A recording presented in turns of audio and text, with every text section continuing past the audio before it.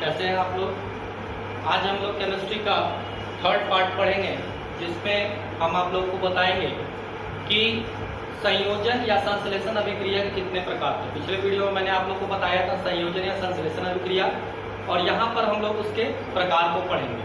ठीक है, तो आइए देखते हैं कि संयोजन या संश्लेषण अभिक्रिया के प्रकार कितने होते हैं। तो ये प्रकार जो निर्मित हुए हैं, ये तत्वों के किस प्रकार के तत्व आपस में संयोजन कर रहे हैं उस पर आधारित है। तो उस पर आधारित होकर संयोजन या संश्लेषण अभिक्रिया के 3 प्रकार होते हैं। पहला, जब 2 तत्वों का संयोजन हो। दूसरा, जब एक तत्व और एक यौगिक का संयोजन हो। और तीसरा, जब 2 यौगिकों का संयोजन हो। तो ये तीनों ही प्रकार संयोजन की क्या है, प्रकार है, संयोजन अभिक्रिया के प्रकार है। आइए इसको एग्जाम्पल से समझते हैं कि 2 तत्वों का संयोजन सर क्या। ठीक है, तो यहाँ पर एग्जाम्पल लिया कार्बन। कार्बन का क्या होता है सूत्र, C, और ऑक्सीजन का O2। कार्बन भी तत्व है और ऑक्सीजन भी तत्व है, और ये दोनों आपस में क्या कर रहे हैं, संयोजन कर रहे हैं, और यह बनाएगा क्या, कार्बन डाइऑक्साइड। ठीक है, तो 2 तत्वों के संयोजन से बना और एक आपका नया तत्व बना। ठीक है, तो इस प्रकार का संयोजन भी क्या कहलाता है, जब 2 तत्वों के संयोजन से जब कोई संयोजन हो रहा हो तो वह एक प्रकार है संयोजन अभिक्रिया की, जिसमें कि 2 तत्व आपस में संयोजन करके एक तत्व का निर्माण करते हैं।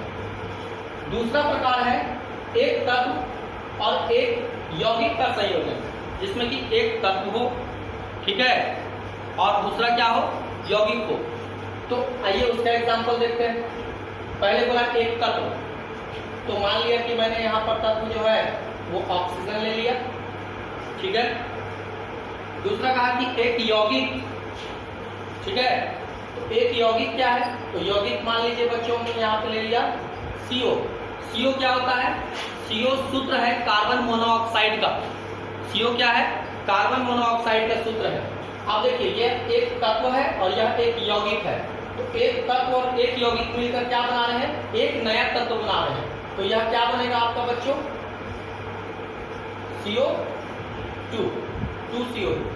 देखिए बैलेंस है, 2 1 3, यहाँ भी 2 पर, अभी बैलेंस हो गया। देखो, तो CO और O2 मिलकर क्या बनाया, कार्बन डाइऑक्साइड। ठीक है, उसके बाद है तीसरा आपका, जब 2 यौगिकों का संयोजन हो। जब 2 यौगिक संयोजन करते हैं और एक नया यौगिक बनाते हैं।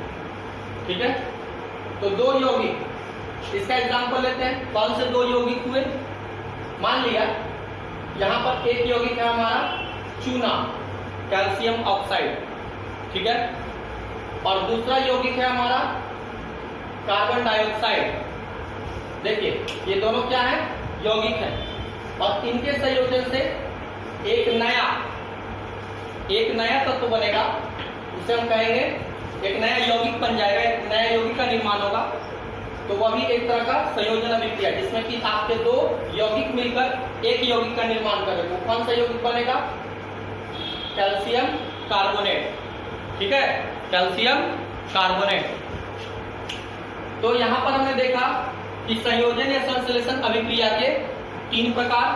जब 2 तत्वों का संयोजन हो, एग्जाम्पल आपके सामने है।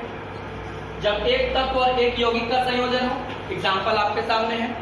ठीक है, और जब 2 यौगिकों का संयोजन हो, तब एग्जाम्पल आपके सामने।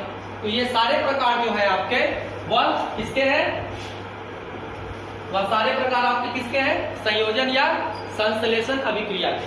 ठीक है, तो यहाँ पर संयोजन और संश्लेषण अभिक्रिया समाप्त होता है। अब हम लोग दूसरे अभिक्रिया पर चलते हैं, जो संयोजन का ठीक उल्टा है, जिसका नाम है वियोजन या अपघटन। तो वियोजन या अपघटन अभिक्रिया संयोजन अभिक्रिया के ठीक विपरीत होती है। संयोजन अभिक्रिया में जहां 2 तत्व, ठीक है, या एक तत्व, एक यौगिक या 2 यौगिक मिलकर एक यौगिक का निर्माण करते हैं, उसे हम लोग संयोजन बोलते हैं। तो वियोजन या अपघटन क्या है, इसमें एक यौगिक, एक बड़ा यौगिक टूटकर दो या दो से अधिक यौगिकों का निर्माण करता है। वियोजन या अपघटन अभिक्रिया क्या है? जिसमें एक बड़ा यौगिक टूटकर दो या दो से अधिक यौगिकों का निर्माण करता है, जिसका गुण मौलिक यौगिक यानी पहले वाले यौगिक से बहुत ही भिन्न होता है।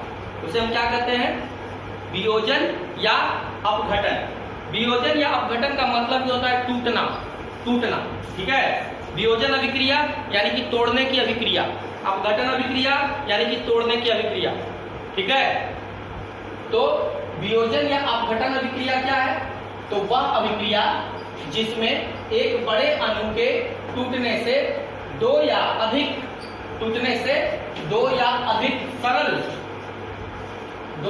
सरल यौगिक बनते हैं, जिनके गुण मौलिक यौगिक से बिल्कुल भिन्न होते हैं, उसे वियोजन या अपघटन अभिक्रिया कहते हैं। ठीक है, जैसे कि इसी वाले को देखिए, मैंने कहा कि संयोजन का विपरीत होता है।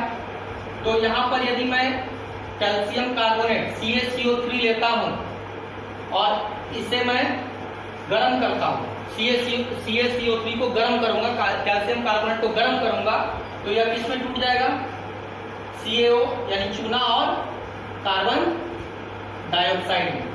ठीक है, तो यह देखिए, संयोजन में था कि दोनों जुड़कर एक यौगिक का निर्माण किया, और वियोजन में क्या है कि एक टूटकर अपघटित होकर दो का निर्माण किया।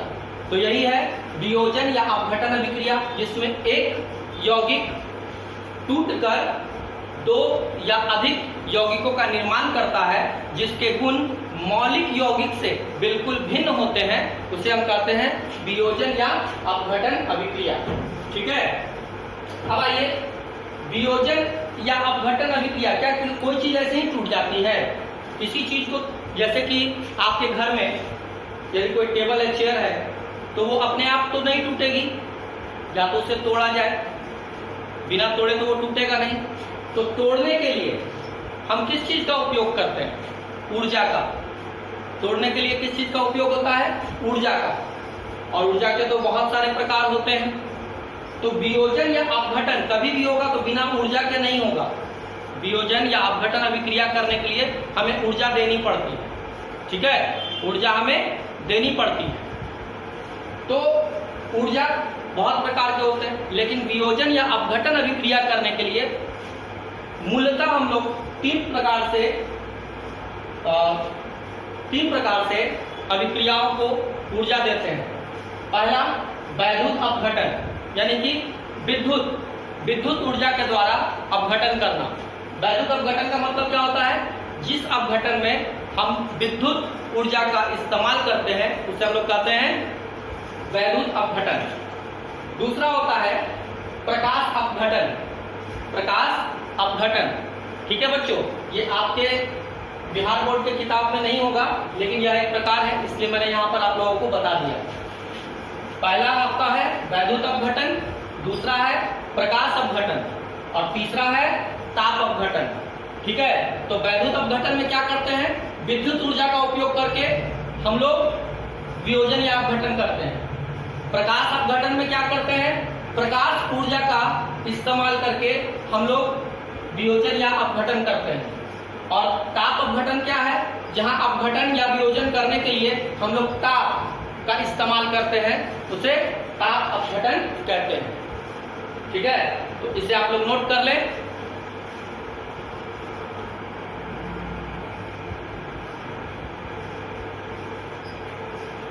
हो गया बच्चों? कॉपी में नोट करने के लिए या तो आप वीडियो देखने के दौरान वीडियो को पॉज कर लिया करें, वीडियो को पॉज करके नोट कर लें बोर्ड से, वीडियो से, या आप जब मैं हट जाता हूं, बोलता हूं नोट करने के लिए, उस समय आप स्क्रीनशॉट ले लिया कीजिए। ठीक है, ऐसे यदि मैं रुक कर आप लोगों को नोट कर पाऊंगा तो वीडियो बहुत बड़ी हो जाएगी। ठीक है, तो आप लोगों ने नोट कर लिया है। अब चलिए हम लोग देखते हैं ये जो हमने देखा, वैद्युत अपघटन, प्रकाश अपघटन और ताप अपघटन, इसके हम लोग क्या करते हैं कि एक एक करके एग्जाम्पल देखते हैं। ठीक है,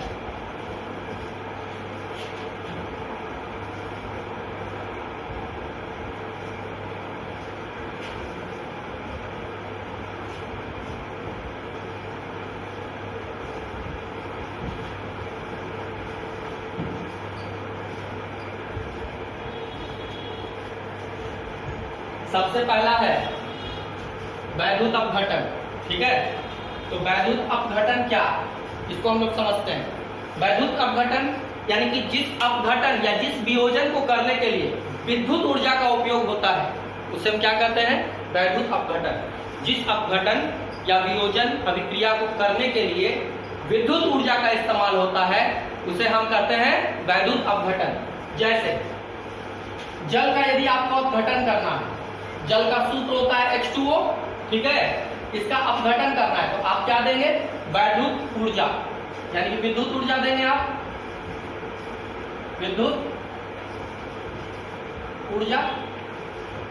ठीक है, विद्युत ऊर्जा देंगे तो जब जल में आप विद्युत ऊर्जा देंगे तो ये जल का अपघटन हो जाएगा और जल टूट जाएगा, किसमें, हाइड्रोजन और ऑक्सीजन में। तो देखिए अपघटन तो यह है, कैसे समझेंगे अपघटन है, तो मैंने आपको बताया कि संयोजन का विपरीत होता है अपघटन, संयोजन का विपरीत होता है अपघटन। इस चीज को अपने दिमाग में बैठा लीजिएगा कि संयोजन अभिक्रिया की विपरीत अभिक्रिया होती है वियोजन या अपघटन अभिक्रिया। अब आपको संयोजन याद है कि सर दो तत्वों के मिलने से एक नए तत्व का निर्माण होता है तो उसे संयोजन कहते हैं। तो वियोजन क्या है, एक यौगिक के टूटने से दो या उससे अधिक यौगिकों का निर्माण हो या तत्वों का निर्माण हो, उसे हम लोग क्या कहते हैं, वियोजन। अब देखिए यहाँ पर ये आपका क्या था, एक यौगिक था, ठीक है, या एक यौगिक जब मैंने इस पर विद्युत ऊर्जा दिया तो इस एक यौगिक का क्या हो गया, अपघटन। अपघटन का मतलब क्यों, क्योंकि अकेला था और जब इसमें ऊर्जा दी मैंने तो ये टूट गया, सरल तत्वों में टूट गया, तो ये अपघटन हुआ। लेकिन इस अपघटन के होने के लिए सबसे जरूरी चीज क्या दी मैंने, यहाँ पे विद्युत ऊर्जा दी, ठीक है। बिना विद्युत ऊर्जा के आप जल को नहीं तोड़ सकते, नहीं अपघटित कर सकते। तो यह आपका उदाहरण है किसका, वैद्युत अपघटन का, ठीक है। तो वैद्युत अपघटन क्या है, ऐसा वियोजन या अपघटन अभिक्रिया जिसमें विद्युत ऊर्जा का इस्तेमाल करके हम अपघटन प्रक्रिया को करते हैं, उसे हम क्या कहते हैं, वैद्युत अपघटन। तो सिंपल अपघटन होना है, अपघटन आप समझ गए, और जिस अपघटन में विद्युत ऊर्जा का इस्तेमाल हो जाए वह क्या है, वैद्युत अपघटन। आइए दूसरा देखते हैं, प्रकाश से, ठीक है। तो आपने पहले मैं आपको रिएक्शन समझाता हूं, यह है रजतित क्लोराइड, रजत क्लोराइड, जिसको हम लोग सिल्वर क्लोराइड भी बोलते हैं केमिस्ट्री की भाषा में, सिल्वर क्लोराइड, ठीक है। अब सिल्वर क्लोराइड जो है आपका, इसका अपघटन होगा, ठीक है, तो ये किस में टूटेगा, सिल्वर और क्लोरीन में, सिल्वर और क्लोरीन में, ठीक है। अब यहां पर देखिए यह अपघटित हो गया, अपघटन तो आपको लग रहा है सर एक यौगिक था, इस अपघटन हुआ क्योंकि सर ये एक टूटा और टूट के दो बना दिया, तो यह अपघटन अभिक्रिया है। पर ये अपघटन ये हुआ किससे, इसका अभी तक आपको कोई जानकारी नहीं है।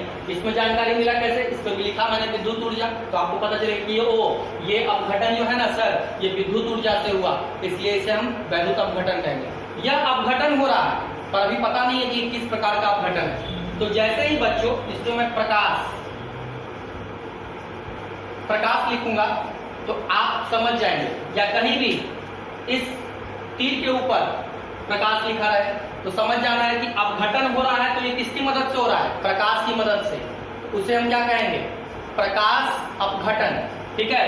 अब ये जो सिल्वर क्लोराइड है, ये सिल्वर और क्लोराइड में टूटता है, ठीक है, तो किस ऊर्जा के इस्तेमाल से, प्रकाश के, किस ऊर्जा के इस्तेमाल से, उपयोग से, प्रकाश के। प्रकाश एक तरह का ऊर्जा है, फिजिक्स में हम लोग पढ़ रहे थे, प्रकाश के बारे में ऊर्जा पढ़ा था, तो प्रकाश एक तरह का ऊर्जा है, यहाँ प्रकाश की ऊर्जा की मदद से यह अपघटन हुआ, इसलिए इसे क्या कहते हैं, प्रकाश अपघटन। अब ये बहुत ही महत्वपूर्ण अभिक्रिया है, क्यों, बहुत ही इंटरेस्टिंग बात बताता हूँ इस अभिक्रिया के बारे में।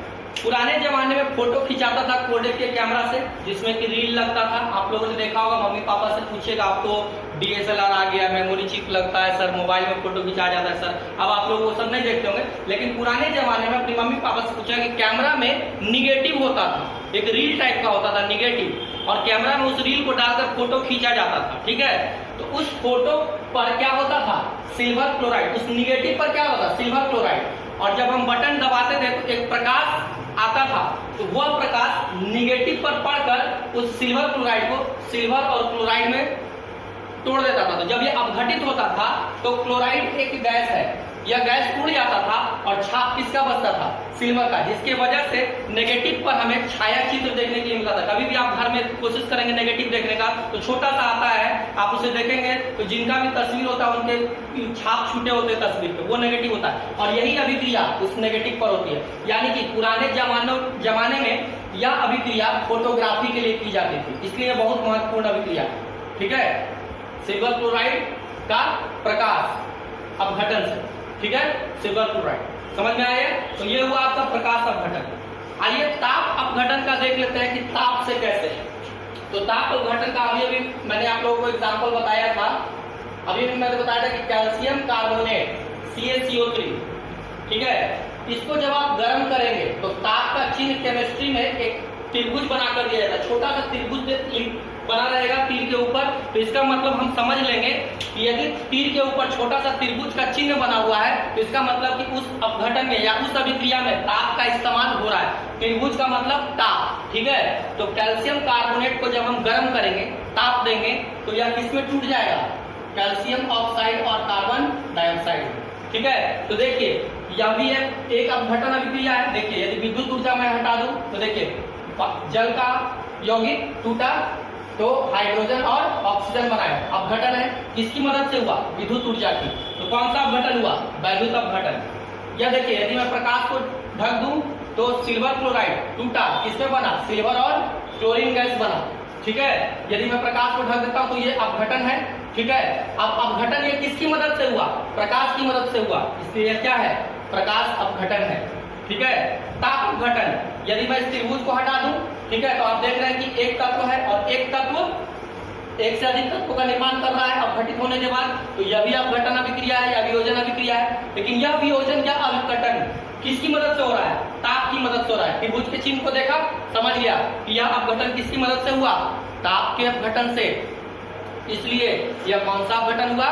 ताप अपघटन, ठीक है बच्चों। तो आप लोग पूरा समझ गए होंगे, ओके, नोट डाउन कर ले।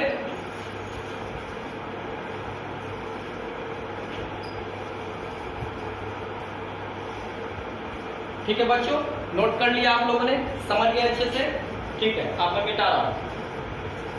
अब हम लोग बढ़ेंगे अपने तीसरी अभिक्रिया की तरफ, जिसे हम लोग कहते हैं विस्थापन अभिक्रिया, ठीक है, विस्थापन। तो विस्थापन अभिक्रिया को जानने से पहले मैं एक चीज आप लोगों को देता हूं, वह चीज आपको अपने कॉपी में लिखकर अच्छे से याद कर लेना है, ठीक है। तो मैं क्या बताने जा रहा हूं आप लोगों को? मैं बताने जा रहा हूं आप लोगों को तत्वों की अभिक्रियकता का श्रृंखला, तत्वों की अभिक्रियकता का श्रृंखला, तत्वों की अभिक्रिया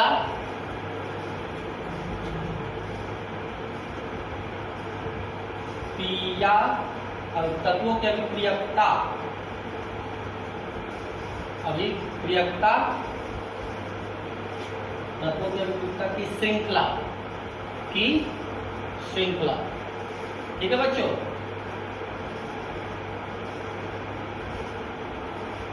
श्रृंखला, तत्वों की अभिक्रियकता की श्रृंखला, ठीक है।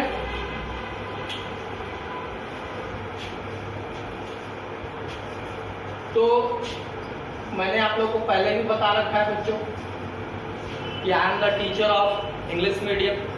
तो कहीं कहीं यदि लिखने में हर्षिकार दीर्घिकार की यदि गलती होगी तो उसे आप देख लेंगे, ठीक है। बाकी कॉन्सेप्ट में कोई दिक्कत नहीं हो रहा होगा। यदि कॉन्सेप्ट में दिक्कत होता है तो प्लीज बच्चों से मेरी गुजारिश है कि आप लोग कमेंट करके जरूर बताएं कि गौरव सर यहाँ पे दिक्कत हो रही है कॉन्सेप्ट समझने में। और लिखने में थोड़ा बहुत दिक्कत है तो मुझे पता है, मेरा बच्चा बहुत इंटेलिजेंट है, वो आराम से करियर कर देगा, ठीक है। अब हम देखते हैं तत्वों की अभिक्रियकता की श्रृंखला। तो मैं लिखता हूं यहाँ पे, पहले मैं लिख देता हूं उसका सूत्र, फिर मैं आपको बताता हूं कैसे याद करना है।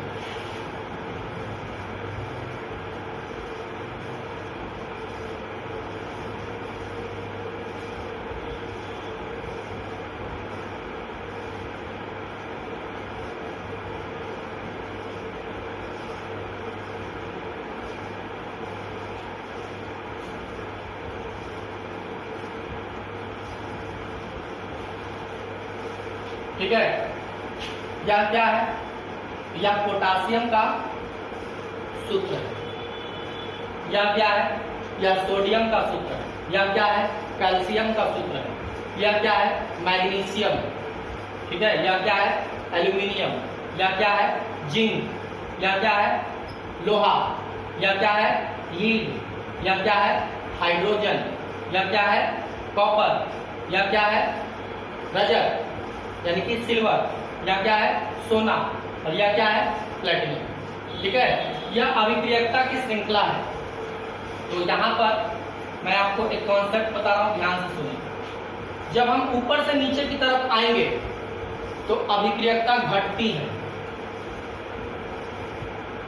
अभिक्रियकता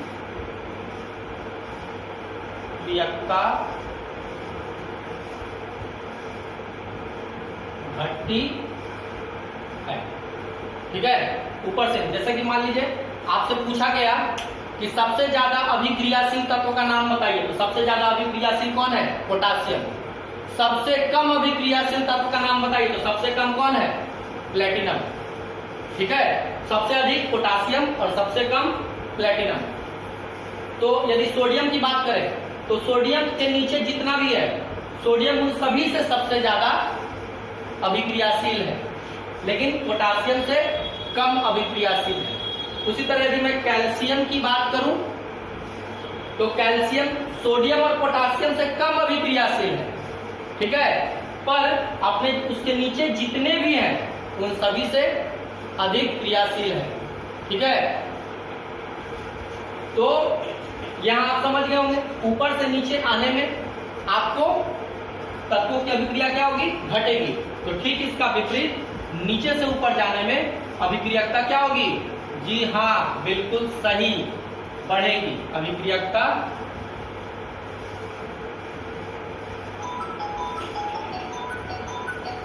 बढ़ेगी, ठीक है। अभिक्रियकता बढ़ेगी। तो ऊपर से नीचे आने में बढ़ेगी, ऊपर से नीचे आने में घटेगी, और नीचे से ऊपर जाने में बढ़ेगी। ऊपर से नीचे आने में घटेगी और नीचे से ऊपर जाने में बढ़ेगी। अब कैसे याद करें सर? सूत्र के अनुसार। सूत्र के अनुसार कैसे याद करें सर? याद नहीं होता है, एक ट्रिक देता हूं, ठीक है। एक ट्रिक देता हूं।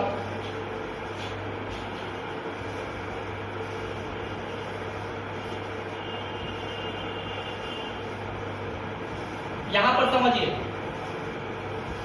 यहां पर K for Kedar, K for Kedar, N for Nath, K for Kedar, Na for Nath, Kedarnath, Ca का, केदारनाथ का, Mg माली, Mg माली, केदारनाथ का माली, ठीक है। एयर माने आलू, आलू, एल माने आलू, केदारनाथ का माली आलू। जेडन माने जिंक, तो जिंक माने जरा, जेडन माने जरा, केदारनाथ का माली आलू जरा, ठीक है। केदारनाथ का माली आलू जरा, ठीक है। लोहा, लोहा का सूत्र Fe, Fe से क्या बोलेंगे? फीका, Fe बोले फी, तो फीका। तो केदारनाथ का माली आलू जरा फीका। आई लीड है पीवी, लीड, तो पी माने पकाता। केदारनाथ का माली आलू जरा फीका पकाता है, ठीक है। केदारनाथ का माली आलू जरा फीका पकाता है। यहां तक हो गया? केदारनाथ का माली आलू जरा फीका पकाता है, ठीक है। यहां से देखिए, कोट, Cu लिखा हुआ है तो बोलेंगे कोट, ठीक है। Ag यानी सिल्वर का ये आपका सूत्र है, Ag माने आज, कोट आज। Au यानी लगा ना किसको बुला रहा है, तो कोट आज आना, और ये है प्लेटिनम, पड़ेगा, ठीक है। तो क्या हुआ सूत्र बच्चों? सीधा एक वर्ड में, केदारनाथ का माली आलू जरा फीका पकाता है, ठीक है। कोट आज आना पड़ेगा। देखिए मैं सिंपल सा लिख देता हूं बिना देखे, केदारनाथ का माली आलू जरा फीका पकाता है, कोर्ट आज आना पड़ेगा। कितना आसान है, ठीक है। केदारनाथ का माली आलू जरा फीका पकाता है। मैं हिंदी में लिखने का प्रयास कर रहा हूं, कहीं मिस्टेक होगा तो आप लोग देख लेंगे, मैं पहले भी आप लोगों को बता चुका हूं। केदारनाथ का माली आलू जरा फीका पकाता, जरा फीका पकाता है, ठीक है। केदारनाथ का माली आलू जरा फीका पकाता है। केदारनाथ का माली आलू जरा फीका पकाता है, ठीक है। कोर्ट आज आना पड़ेगा। ये ट्रिक है याद करने के लिए, श्रृंखला अभिक्रिया को याद करने के लिए यह ट्रिक है, ठीक है। तो सबसे पहले बच्चों आप इस ट्रिक को याद कर ले, इस ट्रिक को आप याद कर ले कि केदारनाथ का माली आलू जरा फीका पकाता है, कोर्ट आज आना पड़ेगा, और सबके पास उनका सिंबल्स लिखा हुआ है, सूत्र लिखा हुआ है। तो सूत्र आप देख लेंगे, केदार यानी के, नाथ मने एन ए, का मने सी ए, माली यानी एम जी, आलू मने एल, जरा जेड, फीका एफ ई, पकाता पी वी, है मने एच, कोर्ट सी यू, आज ए जी, आना ए यू, पड़ेगा पी टी। ये आपको याद हो, केदारनाथ का माली आलू जरा फीका पकाता है, कोर्ट आज आना पड़ेगा। सिंपल सा एक स्टेटमेंट में याद हो जाएगा। और यहाँ पर जो अभिक्रियकता का जो मैंने यहाँ पर सूत्र लिखा है, इसका हिंदी में मैं लिखकर, हर अभिक्रिया का जो नाम है वह हिंदी में लिखकर हम लोग अपने अगले वीडियो में देखेंगे। जब मैं आपको विस्थापन रिएक्शन पढ़ाऊंगा, विस्थापन अभिक्रिया पढ़ाऊंगा, तो विस्थापन अभिक्रिया में विस्थापन अभिक्रिया को समझने के लिए, पढ़ने के लिए ये चीज बहुत जरूरी है। तो इसको मैं साइड में लिखकर हिंदी के साथ साथ, और तब मैं विस्थापन अभिक्रिया को आगे लेकर चलूंगा। तब तक के लिए धन्यवाद, राम सलाम, पढ़ाई करते रहें, थैंक यू।